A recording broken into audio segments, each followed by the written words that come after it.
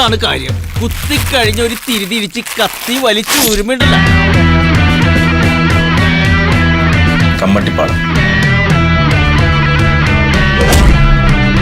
എങ്ങടാ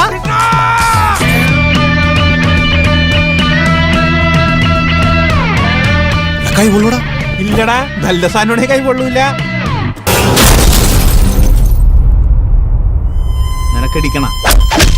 നിനക്കിടിക്കണാന്ന് പിടിച്ചു പൊളിക്കടാ പന്നീനെ. നീ എന്താ ഇപ്പൊ ബോംബെയിലേക്ക് പോയി കിടക്കുന്നേ? കൊച്ചി പഴയപൊലൊന്നുമല്ല കേട്ടാ.